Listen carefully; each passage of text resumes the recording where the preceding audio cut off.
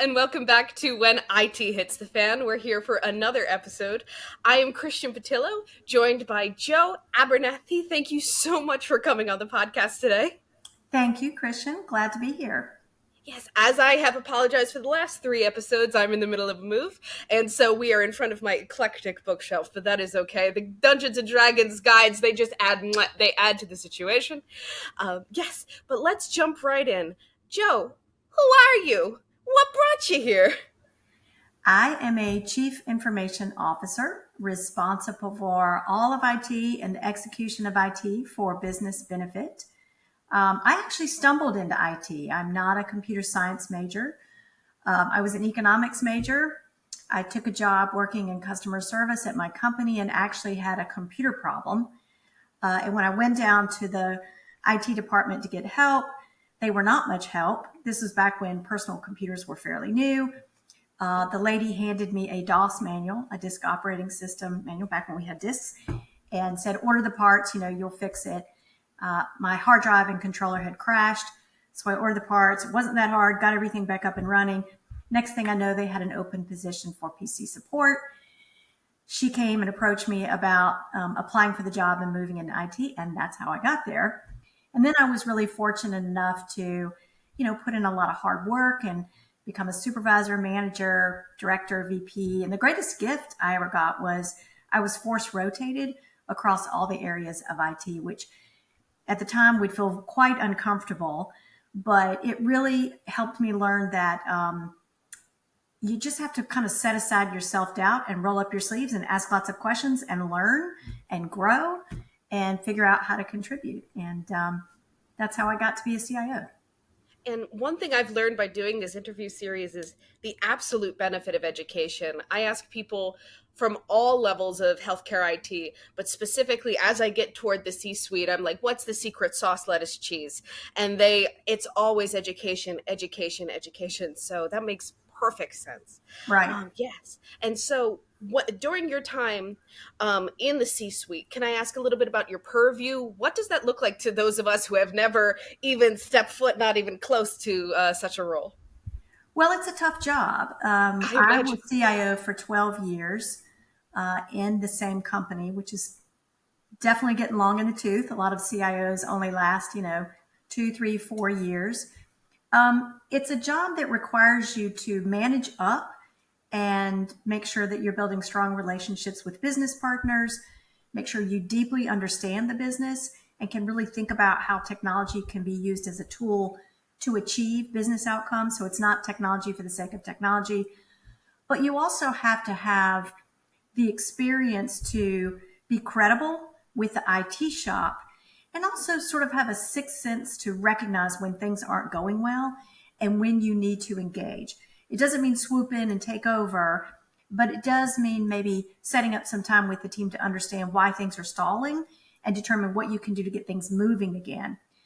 At times, and I think we're going to get into this in our discussion, sometimes things are not going well. And so it requires not only for you to help the IT team come up with a recovery plan, but also it requires managing up with the business, setting their expectations, and even more importantly, pulling them into the problem and helping them understand what's going on. I find that when you do that, they're much more patient and they're willing to help out, and it diffuses some of the tension or maybe friction in a crisis if you can really be very transparent with the business and assure them that you've got a plan of attack and that you are completely dedicated to resolving the issue.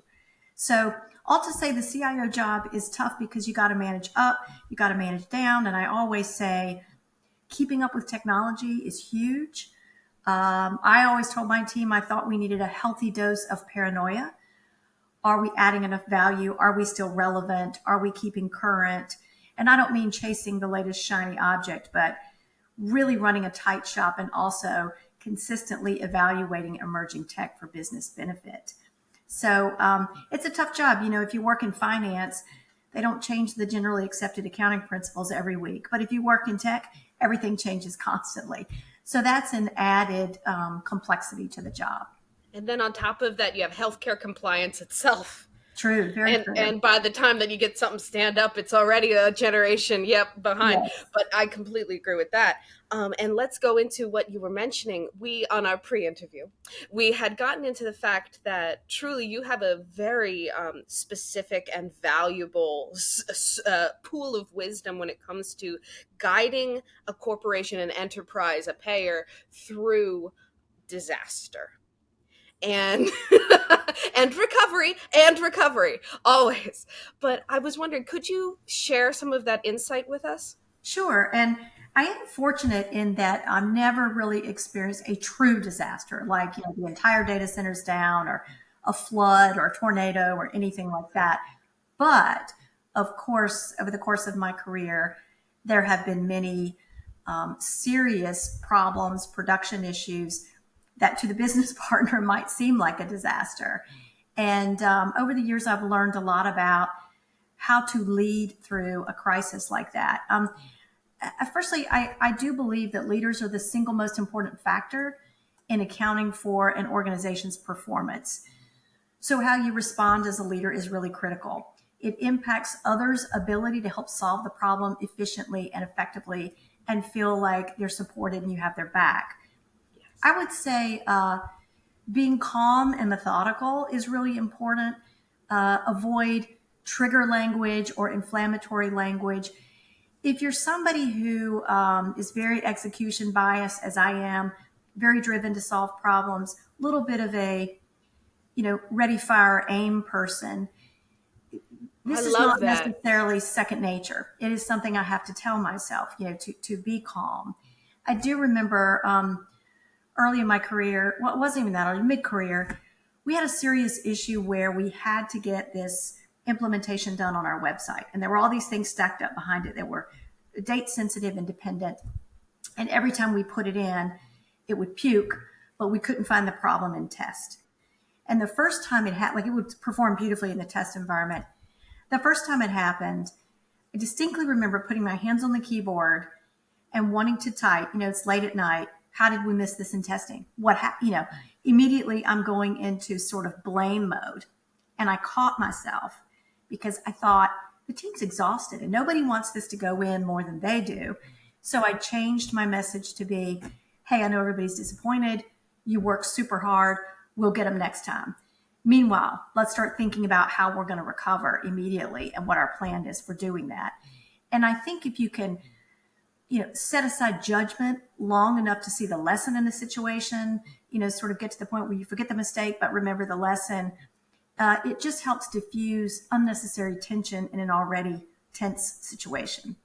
So to that point, one of the things that I always say to myself, and this wasn't something I made up, I read it somewhere years ago, does this need to be said? Does it need to be said by me? And does it need to be said now? And a lot of times I remember that, and when we're in the throes of a problem, if I put a filter through, that sort of filter through whatever it is I'm about to say, oftentimes the answer is no to all three questions. Parking lot that, we'll debrief it later, but it's not helpful, in the moment. So I think also related to that is being optimistic. Assure your team that through that tough times never last, but tough people do. It's an old adage. But it's also important that you begin to build an abundance of resilience in your organization. Not that you want problems every day. Obviously, you want those to be few and far between. But if you're going to work in IT, technology is complex. There's also a lot of inherent complexity in the healthcare industry. So when you put those two things together, you're going to have problems. It's not an if, it's a when. And getting good, having good muscle memory for how you work out of those problems. I think, using phrases like, I bet we can figure this out, and you clearly put a lot of work into XYZ, it gives people confidence that we can in fact solve the problem. All we need to do is focus and figure out, where we're going to go going forward, but stop questioning whether or not we're going to be able to solve the problem. I think it's also important, depending on the situation, if it is visible to your business and to your customers, you have to do rapid outreach to key stakeholders in your organization. Let them know what's going on. even if it's, we don't know how we're going to fix this yet, but I just wanted you to know this is what we're seeing. And this is our plan of attack. We're meeting at 1 o'clock today. I'll be back with you by 5 o'clock, with a plan. Meanwhile, can we talk about stakeholder communications? Do we need to communicate? What should we say? That sort of thing. Then when you pull the team together, it's very important to be solution oriented. So pragmatism is key. Get the facts, gather the information, and go into listening mode. Tell me more. Say that again to make sure I got it. Let me repeat that back. Really process the information and ask questions to clarify. Don't worry about the solution yet. Just ask a lot of questions. Kind of sort for what's needed first and what can wait.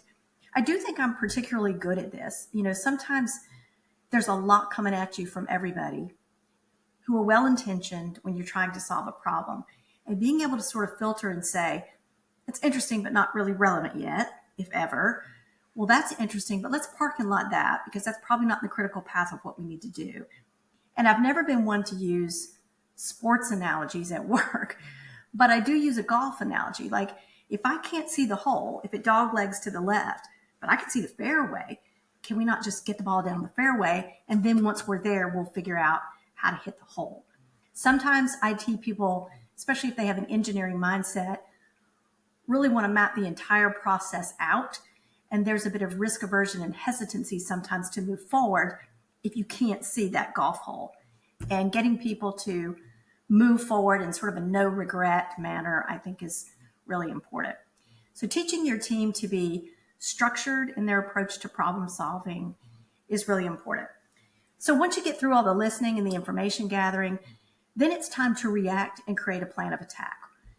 Obviously handling the most urgent matters first, and then work your way down the list, continuing to listen, to hear and understand, and pivot if needed. Also, it's really important that you continue business outreach.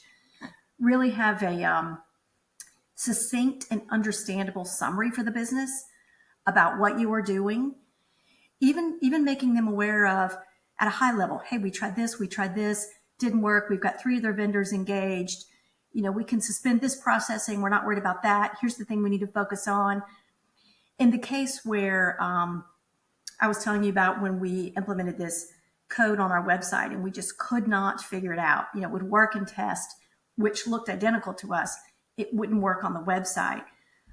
What I had to do is call a meeting with the key stakeholders in the business and say, look, here's what's going on. I don't think we're going to solve this by continuing to, approach this problem in the same way. What I'm asking you to work with me on is I want to put in the code and I want to have this key vendor on standby, and we're going to have to solve this problem in production. I don't want to keep backing it out. It's not working.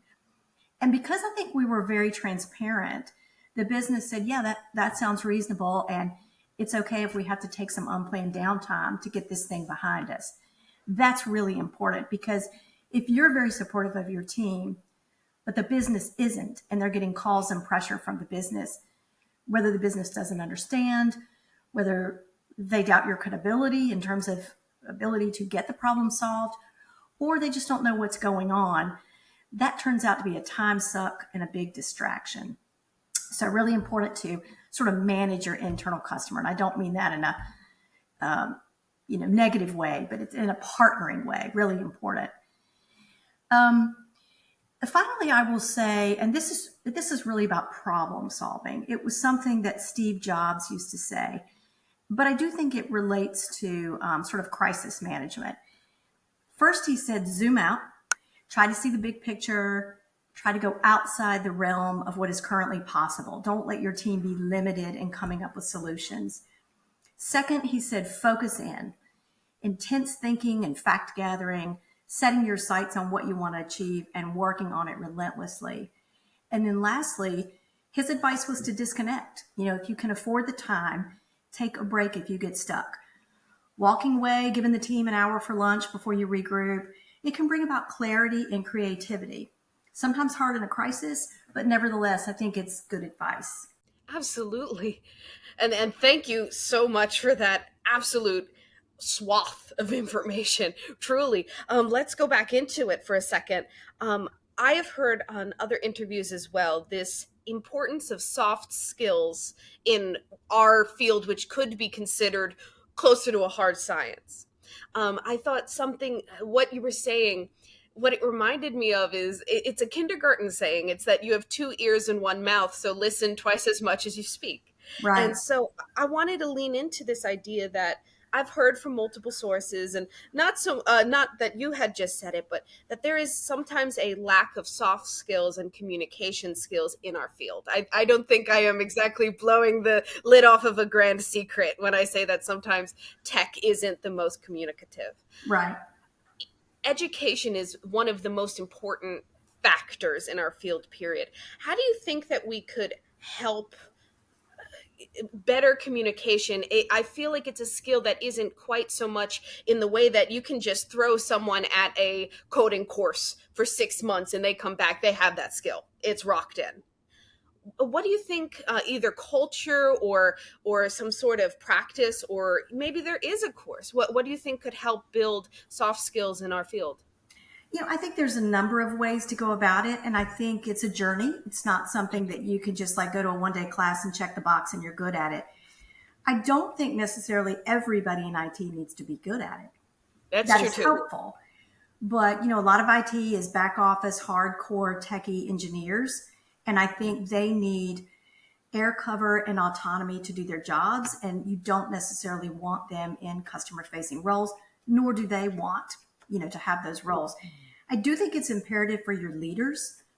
I think you want to have leaders where things like collaboration, humility, speaking directly in ways that are easily understood by a layperson, those need to be sort of core character traits of a leader, in my opinion, in order to be effective.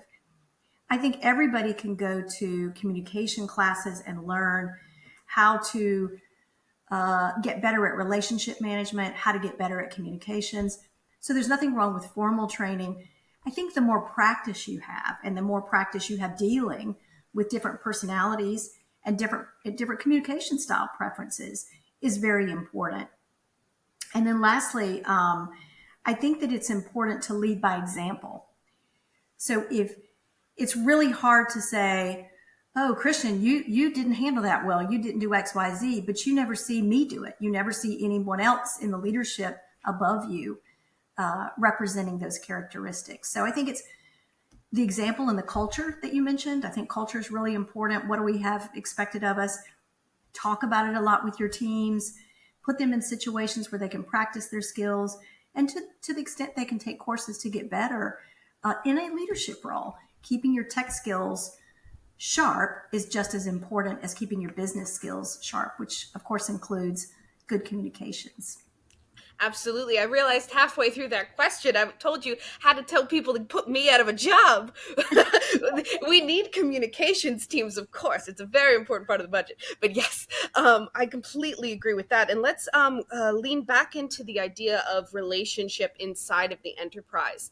I have had people on from the business side. I have had people on from the pure IT shop, hands on keyboard.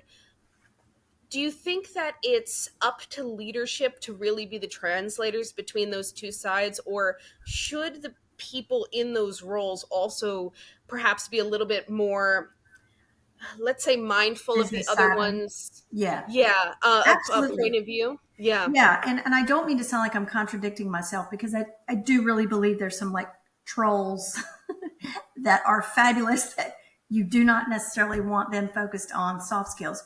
But you're absolutely right, Christian. And even like one of the things that I have told a couple of really good people I've had before, IT people tend to be very pragmatic and really think about implementation and what's feasible and what's not and what the problems are.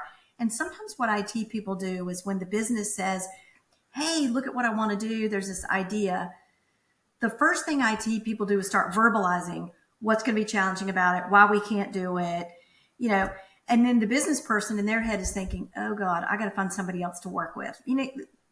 So I'm always telling my people, you can say that, but say it in a different way. First of all, stop thinking about the solution. Really focus on what the business benefit is and what the problem is, or the new capability that your business partner wants to roll out. Ask questions about it.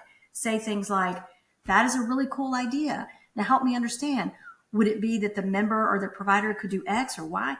That would be cool. What if we could even do such and such? Pretend like you have a magic wand. Focus on the idea and say it back to the business person and express how you agree there's value with it. Then you can say, now, off the top of my head, I can think of a few challenges with this. Would you be willing to set up a work session so we can sort of talk through that? It's coming at it from a much more positive, hey, I want to help you get this done, but you can still be direct about, here's some challenges we're going to have to solve for. We may not be able to deliver this in the time frame you want, or whatever.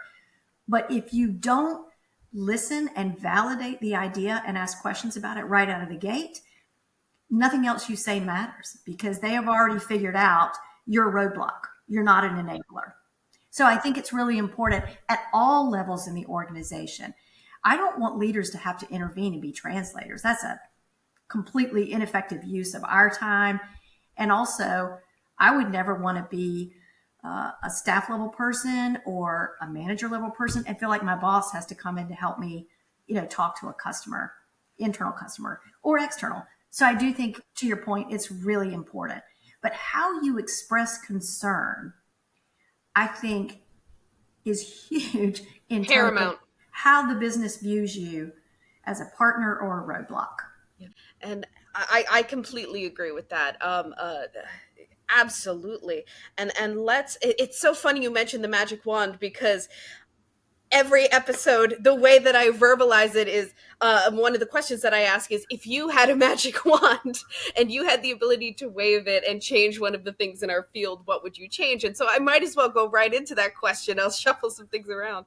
Oh Um, gosh. Now, when you um, say our field, do you mean like tech and health healthcare? Healthcare IT, but it could be, I'm more, it's more loosey goosey. It's a prompt. What comes to mind first? I think in terms of healthcare IT, again, there's a lot of inherent complexity, some of it warranted, but some of it not. And there's a lot of friction between stakeholders, and there's also a lot of duplication. You look at things like utilization management, pop health management. You look at some of the duplication and inefficiency between payers and providers. If I could wave a magic wand, I would have willing partners come together and really think about how we streamline and reduce the complexity in those processes, because that reduces cost in the Overhead. industry for all of us for healthcare, and also would provide a much better experience. Right now, we put the member in the middle and they're running between the entities. And also, when payers and providers can't figure out how to do that effectively, it ultimately comes in the form of legislation. And sometimes when it comes in the form of legislation, it's coming from well-meaning people who don't understand what it is that they are mandating. So that would be my wish, is that all the parties could come together to figure out how to streamline things and give up some things in order to make the whole system better overall. And I want to go back just for a second to, it was almost a role play that you did. It was perfect, of how someone who is more hands on keyboard, left brain, could talk more with the stakeholders and business side. But I almost wonder, do you have a little bit of advice for people on the business side who just are having trouble getting through to their hands on keyboard people and feeling more comfortable with their more sky is falling, a methodology of thinking, let's call it that? That's a tricky one, but I think sometimes embedding IT people in the business departments, it doesn't even have to be full time, but 1 week a month or 1 day a week, if you're physically located together, you are in that person's area. Other things, if you're remote, things like attending a business partner's regular staff meeting. So you have an opportunity to give a quick update about what's going on in IT, what's going on maybe with the systems that impact their business processes. But you can also listen and pick up on things that people may be talking about when you can come back later and say, hey, I was thinking about that. I think we have a solution in IT where we can fix that. So the more there's not a wall between, I think even on a day-to-day basis, just that increased communication can help. The other thing that can help a lot, and it's tricky to do, but if you can implement true agile delivery and continuous delivery teams where the business is engaged every day, all day, and they begin to understand, at least at a conceptual level, what the technical challenges are, what the work is about, getting to that place where you can say, gee, I can't give you this one by this date because you've been in the meetings, you've seen, but hey, what if we could give you 3 of these other things a bit faster? Really pulling them in and making them feel like they have some agency over what we're going to deliver and when. And also to the point about problem solving, there's nothing wrong with a business person saying, hey, maybe this is a crazy idea, but have y'all thought about this or that? Breaking down those silos, however you do it, whether it's in just a communications, regular FaceTime, or whether it's in a true delivery model that requires that joint accountability. Those are things that you can do to improve. And as a business person, I think insisting on that from your IT team is a great way to figure out how to break down some of that, translation and language barrier. Absolutely. I completely agree with all of that. And we're reaching the final portion of our show. And I'm wondering if you could put a message in a bottle and send it back in time to yourself at the beginning of your career, what might you tell yourself? And in a way, this is also the question, what advice would you give the new crop of healthcare IT professionals who are coming in this post-2020 COVID world where things just don't look the same as they have? I mean, another thing is that nothing in healthcare IT stays the same for very long. Right. But it's a new world out there. So what would you say as a bit of advice either to yourself at the beginning of the career or other people who are at the beginning of their career? That is a really easy question for me. Over the course of my career, I'm a very, very hardworking person to a fault. Extremely long hours, burning the candle at both ends. And it's always like, I'm going to get the work done and then I'll have time for, family or friends or exercise or whatever it is. I think, if I could go back and tell myself, this is a journey. It is not a sprint. Life is short. There is a time to work hard, and there's also a time to set it aside and go live a life. And I don't necessarily think their work-life balance is a true thing. I think at times work is more important in your life and you're spending more time there. And other times, perhaps something going on in your life is taking precedence, with your kid or your parents or vacation or whatever. And it's this constant that perhaps overall, we all aspire to balance. But, I would see young people, like for me, I would work a 12-hour day. I would go home, take work home, exercise, have dinner, and then I would get back online to knock out emails. And I would see young parents working these insane hours at night. And I'm like, I don't have a kid at home anymore. You do. You need to figure out a way to set this aside because you can't get the time back. So I guess I would just say it's a job and you have a life, and don't let your job become your life. I love that. That is one of the most beautiful answers we've had so far, I'm going to be honest. But yes, as I am ever so slightly chuffed, I have to do the outro. But yes, thank you all for listening. This has been another episode of When IT Hits the Fan. Joe, really, again, I am so incredibly grateful for you coming on and sharing your expertise with us. It's utterly invaluable. Well, thank you, Christian. It was a pleasure, and I appreciate you having me. Yes. And as always, we'll be back next week. And if you want more, you can go to rhynohs.com and hit the news button. There you'll find all of our episodes. Thank you very much. And thank you to our sponsor, Rhyno Healthcare Solutions. Everybody have a great day. Have a great life, everybody.